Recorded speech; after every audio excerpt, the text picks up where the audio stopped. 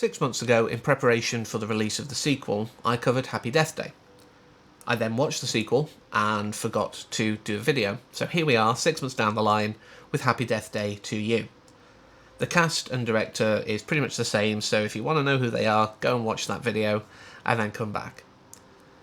But we have it where, Tree has had her day going over and over and over again, and, now it's Ryan who seems to be being chased down.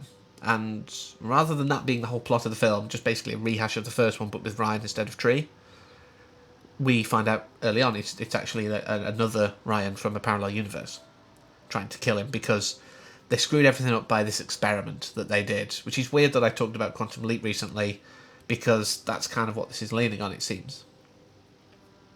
So we have the situation, and for whatever reason, the thing goes wrong, and Tree is actually propelled into this parallel universe where she's not going out with Carter. And everything's all very weird. Danielle's nice, and everything just feels very off. But one of the biggest differences in this world is her mother is still alive. She goes to have a birthday dinner with her dad, and it's like, oh wait, we're waiting for another person. It's like, who? And her mother appears. And it's such a great moment because she spent a good chunk of time now dealing with the fact that her mother's not there anymore. But this is a mother who has memories of those years where she wasn't dead, of course. And Tree's just learning about what happened in that time. Even though, as far as they're concerned, this is still just their daughter as normal. And it leads me to what I really want to talk about with this film. Yes, I could talk about how it's interesting that it took it from a perhaps mystical, or unexplained situation in the first one to actually making it, like I say, very Quantum Leap-esque.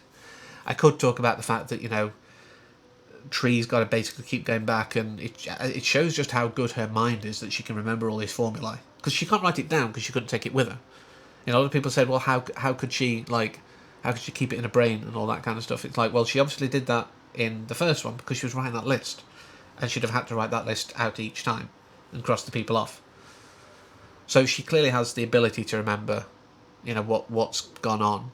But she's doing this repetition of the day, and she's getting to know her mother more. And it comes to, like I say, the thing I really want to talk about. The choice that she has to make. She's had a world where her mother died. She's kind of come to terms with that as best as she can. And it's all been thrown on its head. Suddenly she's here. And it's very difficult for her at first. She's got to relearn how to interact, but also not be weird so that it freaks her parents out. And it comes towards the end of the film where she has to make a choice. Does she continue with the experiment now that she knows she can get it right and get back to her own parallel universe, to this one, to the prime universe, if you will? Or does she stay here and have this life? And she raises a very good point, that she is arguably displacing the other Tree. There's a very high possibility that the other Tree's in the prime universe, as we'll consider it. Kind of going, why is my mother dead? She's got to deal with it from the other angle, which is much worse, I would argue. And she does the right thing. But it really told me what this film was about. If the first one was just, taking the idea of Groundhog Day and flipping on its head, it's like, you haven't got to get better, although it's good that you did, because that's going to set you up. But you shouldn't. If the first one's like, you shouldn't improve because of some kind of, external stimulus. You should do it for you, just to be a better person. This one is about having what you love and loving what you have. And that to some people might be a bit of a brain melter, because it's like, what? But if she continues in this world, she gets her mother, but she doesn't have Carter. If she goes back to her own reality, she has Carter, but she doesn't have her mother. And like I say, she has already grieved. The other Tree hasn't. And the other Tree's probably freaked out as well because, Carter's all over her instead of Danielle, and Danielle's a bitch, etc. and just makes the right choice. She is loving what she has. She doesn't have a mother in this world, but she has Carter, who will do anything for her. He's shown that. She has whatever friends that she has, and she can be happy with that. Whilst it would be nice to have her mother, I think she makes the right choice. And I think it is a great lesson. A lot of us kind of wish for, something to have happened differently, or that something would not have gone away, or, like I say, someone may have not died, who you were close to, whether it be a relative or a friend.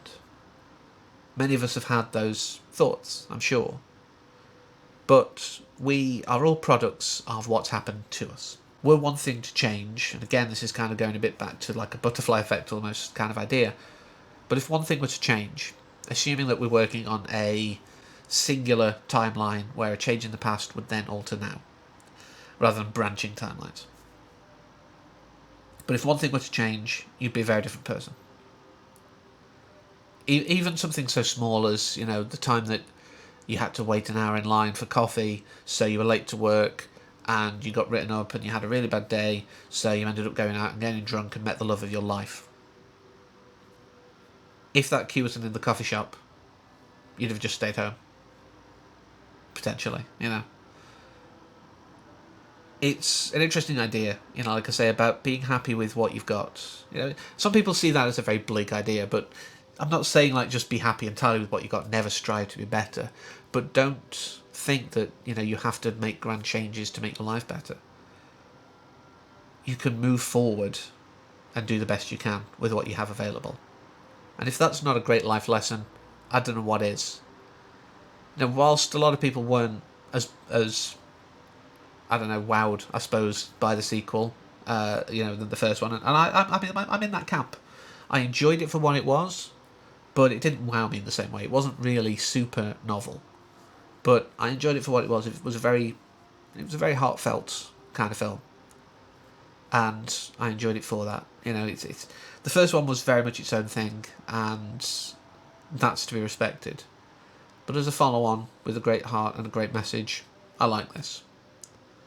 So that's it for this look at Happy Death Day to you. But I do hope you join me for what's coming in the future. But until then, as always, thank you for watching and take care.